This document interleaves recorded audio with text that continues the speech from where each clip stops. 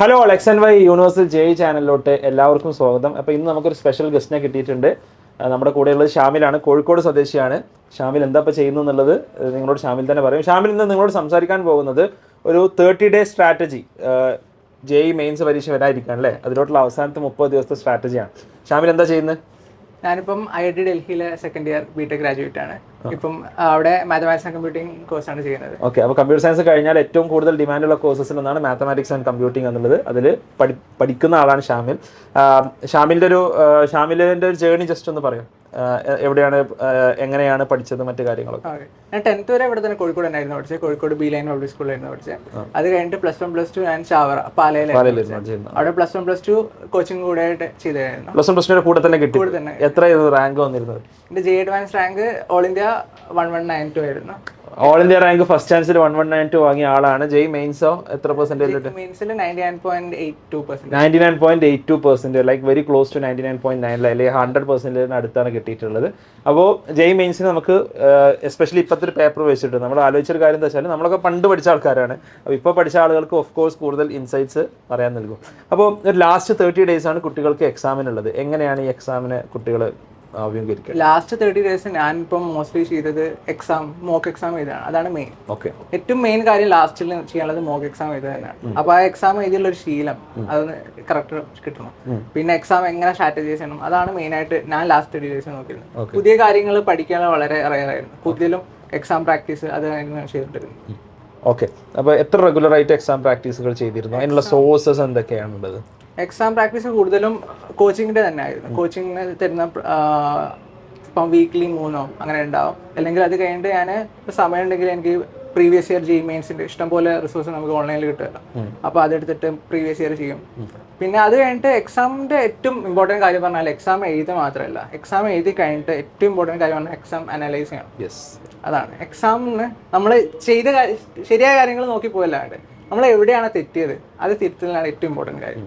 പ്രത്യേകിച്ച് ലാസ്റ്റ് ഒരു മാസം എന്ന് പറഞ്ഞാൽ നമ്മുടെ തെറ്റുകൾ തിരുത്തി നമ്മളെ കുറേ തെറ്റുകളുണ്ടോ. അപ്പം ഒരു എക്സാം ചെയ്യുമ്പോൾ നമുക്ക് ഇപ്പം ഞാൻ ബേസിക്കലി എക്സാം അനലൈസ് എങ്ങനെ ചെയ്തതെന്ന് വെച്ചാൽ, ഇപ്പം എൻ്റെ തെറ്റ് ക്വസ്റ്റ്യൻ ഞാൻ 4 കാറ്റഗറി ഡിവൈഡ് ചെയ്യും. ABCD പറഞ്ഞിട്ട്. A എന്ന് പറഞ്ഞാൽ എനിക്ക് കോൺസെപ്റ്റ് തീരെ അറിയില്ല.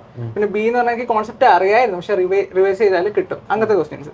പിന്നെ ഉള്ള C എന്ന് പറഞ്ഞാൽ കെയർലെസ് മിസ്റ്റേക്ക്. ഇപ്പോൾ കെയർലെസ് മിസ്റ്റേക്ക് തന്നെ നമുക്ക് പലതരം വരാം, കാൽക്കുലേഷന് അങ്ങനത്തെ കാര്യങ്ങളൊക്കെ. പിന്നെ D എന്ന് പറഞ്ഞാൽ ചിലപ്പോൾ എക്സാമിന് നമുക്ക് കിട്ടിയില്ല, പക്ഷെ പിന്നെ വന്നപ്പോൾ കിട്ടി, അങ്ങനത്തെ ക്വസ്റ്റ്യൻസ്. അപ്പോൾ ഞാൻ ബേസിക്കലി ചെയ്തുകൊണ്ടിരുന്നത് വെച്ചാൽ ഈ കെയർലെസ് മിസ്റ്റേക്ക് പിന്നെ എക്സാമിന് കിട്ടാത്ത അത് ഞാൻ മാക്സിമം കുറയ്ക്കാൻ നോക്കിയിരുന്നു. ഓരോ എക്സാം കഴിയുമ്പോഴും എൻ്റെ കെയർലെസ് മിസ്റ്റേക്ക് എന്താണെന്ന് ഞാൻ എഴുതി വെക്കായിരുന്നു.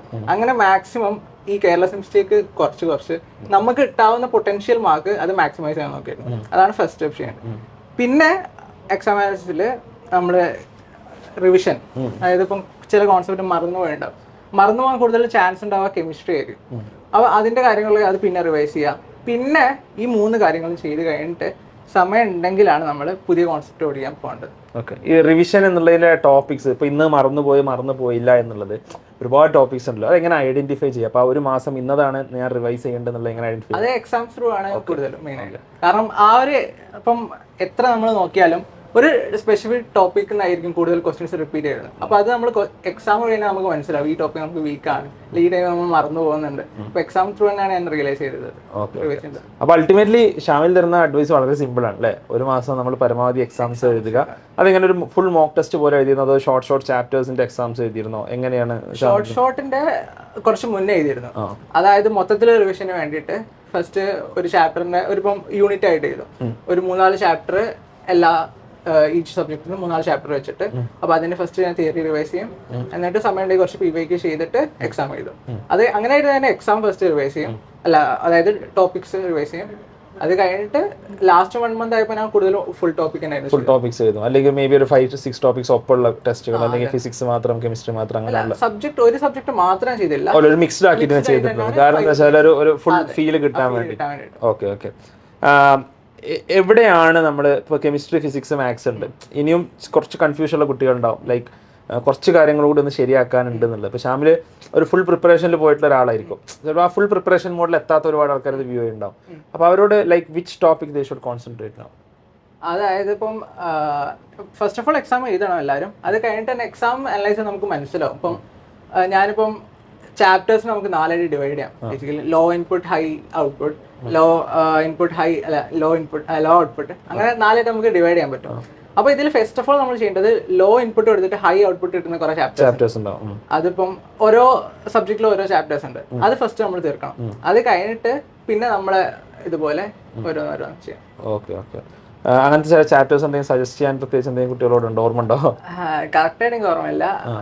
മാത്സിൽ സ്റ്റാറ്റിസ്റ്റിക്സ്, ഓക്കെ, ഇൻഡക്ഷൻ, റീസണിങ്, അങ്ങനത്തെ കുറച്ച് ചാപ്റ്റേഴ്സ് ഉണ്ട്. അത് എന്തായാലും ഒരു ഇൻഡക്ഷൻ പ്രാവശ്യം ഒഴിവാക്കി തോന്നുന്നു അല്ലേ? ഇൻഡക്ഷൻ പ്രാവശ്യം ഒഴിവാക്കി. അപ്പോൾ സ്റ്റാറ്റിസ്റ്റിക്സ് ഇങ്ങനത്തെ ചാപ്റ്റേഴ്സ് ഉണ്ട്. പിന്നെ കെമിസ്ട്രിയിലും അങ്ങനത്തെ കുറച്ച് ചാപ്റ്റേഴ്സ് ഉണ്ട്. എവറിഡേ ലൈഫ് അതൊക്കെ ഒഴിവാക്കി. അതാണ് പ്രശ്നം. ഈ ഹൈ ഔട്ട്പുട്ട് സാധനങ്ങളൊക്കെ എന്ത് ചെയ്തിട്ടുണ്ട്, പ്രാവശ്യം ഒഴിവാക്കി. എന്നാലും ലൈക്ക് കൺസെപ്റ്റ് ക്ലിയർ ആണല്ലോ, കൂടുതൽ കാര്യങ്ങൾ വന്നിട്ടുണ്ട്. എനിക്ക് തോന്നുന്നു കോർഡിനേഷൻ കോമ്പൗണ്ട്സ് ഇങ്ങനത്തെ കുറച്ച് സംഭവങ്ങളൊക്കെ കുറെ സ്കോർ ചെയ്യാവുന്ന സംഭവങ്ങളാണ്.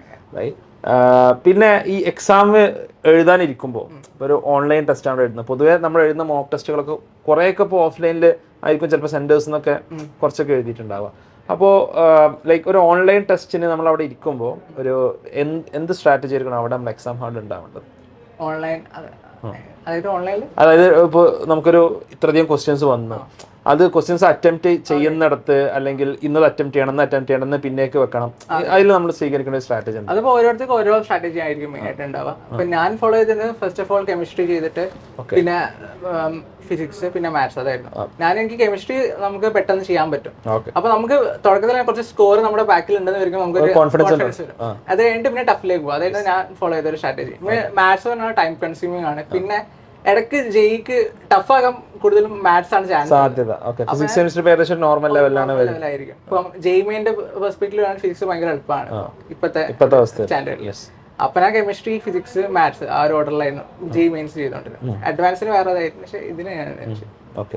ലാസ്റ്റ് എക്സാം ഇത് പറയുമ്പോഴും എന്തെങ്കിലും ആഡ് ചെയ്യണ്ടോ എക്സാം പ്രിപ്പറേഷനിൽ കൂടുതൽ കുട്ടികളോട് പറയേണ്ട എന്തെങ്കിലും? എക്സാം പ്രിപ്പറേഷൻ അതന്നെ എനിക്കിപ്പം ലാസ്റ്റ് 1 മന്ത് തന്നെ പറയാനുള്ളൂ. മോക്ക് എക്സാം എഴുതുക. അപ്പോൾ എക്സാം പരമാവധി എഴുതുക, അതിന് ഫീഡ്ബാക്സ് എടുക്കുക, ആ ഫീഡ്ബാക്ക് അനുസരിച്ച് നമ്മൾ റിവൈസ് ചെയ്യുക. പുതിയ കാര്യങ്ങൾ കുറെ പഠിക്കാൻ പോയിട്ട് നമ്മൾ സമയം കളയേണ്ടതില്ല. പുതിയ കാര്യങ്ങൾ പഠിക്കുകയാണെങ്കിലും ഈ എക്സാംസ് ത്രൂ നമ്മൾ പഠിക്കുക. എക്സാമിലൂടെ നമ്മൾ ലൈക്ക് എനിക്ക് തോന്നുന്നു ജെയുടെ ഒരു പ്രത്യേകത എന്നുള്ളത് കഴിഞ്ഞ ഒരു 5 വർഷത്തിന്റെ ഇടയിൽ ഓരോ വർഷം 24 ടെസ്റ്റുകൾ വീതം ലൈക്ക് 2 സെഷൻസ് ഉണ്ട്. ഓരോ സെഷനിൽ 12 ഉണ്ട്, 24 പേപ്പേഴ്സ് ഉണ്ട്. 5 വർഷം കൊണ്ട് എനിക്ക് തോന്നുന്നു ഒരു വർഷം 4 സെഷൻ. അതിന് മുമ്പ് നിങ്ങൾ എഴുതിയാണോ എനിക്കറിയില്ല, ഏതൊരു വർഷം 4 സെഷൻസ് നടത്തിയിട്ടുണ്ട് കോവിഡിന്റെ സമയത്ത്. അതായത് ഒരു 100ലധികം പേപ്പേഴ്സ്, 5 വർഷത്തെ പേപ്പേഴ്സ് ഉണ്ട്. ഓരോന്നിലും ഒരു 90 ക്വസ്റ്റ്യൻ വെച്ച് കൂട്ടിയാൽ തന്നെ ഏകദേശം ഒരു 9,000-10,000 ക്വസ്റ്റ്യൻസ് ഉണ്ട്.